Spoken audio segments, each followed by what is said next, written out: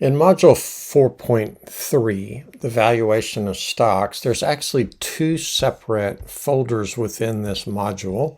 One is looking at the normative dividend discount model, which is basically a multi-factor, an end-stage dividend discount model. And then also applying the LSC model to growth rates and discount rates. And so I don't intend to go through all the technical details here. You're welcome to rummage through the actual code. But if we take a look at the end-stage dividend discount model, that what I recommend is that you just highlight, well, first of all, you need to identify how many different test files there are. There's two of them. So let's look at this first one. If I just highlight the whole thing and run it, basically we get the present value of $1, we get the dollar dividends, the present value of dividends. And so this is basically just illustrating a multi-stage dividend discount model. We assume a certain number of days per year, 4 dividends a year. What is the delta of a time step, which would be 1/4 of a year. And then the last dividend was assumed to be $1. It was assumed to occur, or the delta of tile 1 is 0.1. There's 2 remaining payments, and the forward rate is assumed to be 10%. We're going to assume 3 stages. The different parameters are given for each of these stages, and so this is really a parameter-heavy approach to valuing a stock. But if you wanted to map out this level of detail, that's certainly feasible. What the code proceeds to do is basically calculate the value of this particular instrument, and then produce a series of different graphs. And so this is basically the present value function. This is the dollar dividend, basically assuming the different stages and growth rates of dividends. Eventually there's a 0 growth rate assumed, and you end up with the end stage dividend discount model. And as is very common, the present value of dollar factor behaves in this way.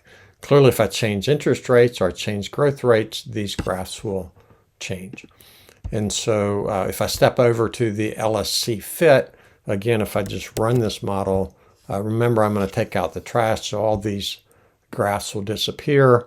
And what this does is it produces different factor models. So if I assume a constant valuation, the present value of dividend looks something like this. Clearly that's unreasonable, as you'd expected discounting to take effect.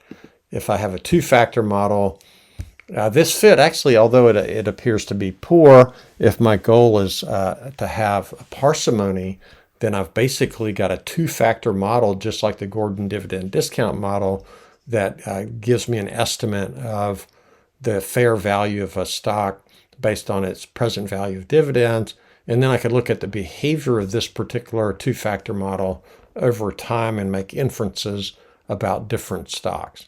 If I step to a 3-factor model, it's not surprising that the fit gets better. It's still off a little bit, but by the time I get to 4 factors, it fits very well.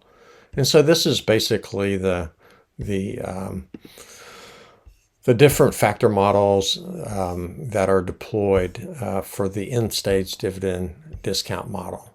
If I wanted to look at an alternative approach using the LSC model applied to growth rates and discount rates, this is kind of a fun thought experiment. And I'm going to maximize the size of this graph so that you can actually see the results.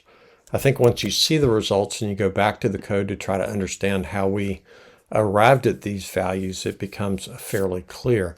Now this particular model generates an enormous number of graphs, a forward curve for each sector, as well as a growth curve. And so the key insights is that the fitted growth curve and the fitted forward curve vary by sector. And this turns out to be important to understand what will drive values in the future? Is it changes in the level or slope of growth, or is it changes in the level and slope of the appropriate discount rate? And so clearly technology has a steeper decline. It has a higher initial growth and a steeper decline. Financials are downward sloping. Industrials are relatively flat, a little bit downward sloping. Consumer discretionary downward. Materials, healthcare. Utilities is kind of the regulated monopolies to some degree. Is a little bit upward sloping, but relatively flat. And so are consumer staples. If we look at the growth rate of energy, it's significantly downward sloping as expected. If we look at the forward discount rates at this particular point in time when this was calibrated, it's an upward sloping curve, but that's not true for every sector. So the forward discount rate inferred based on market data is downward sloping for tech, financials, industrials, consumer discretionary, materials, healthcare, a little bit upward sloping for utilities, consumer staples, and downward sloping for energy.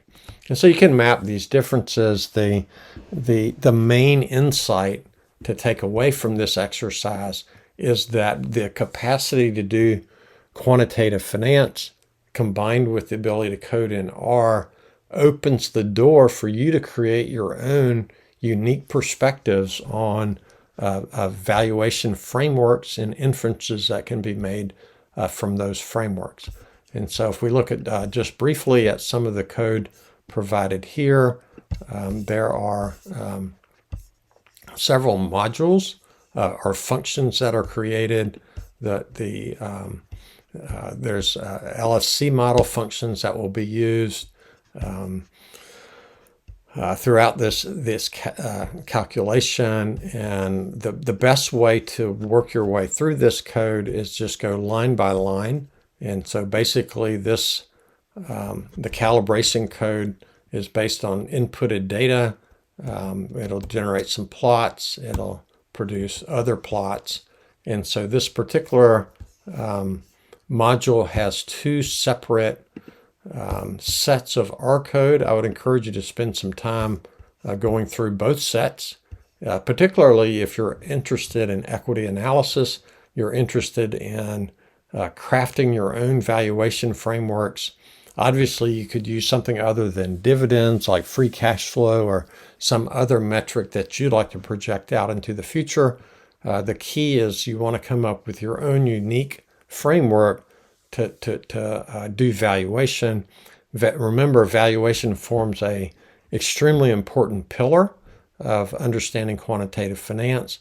With good, unique valuation models, we can come up with improved risk management systems.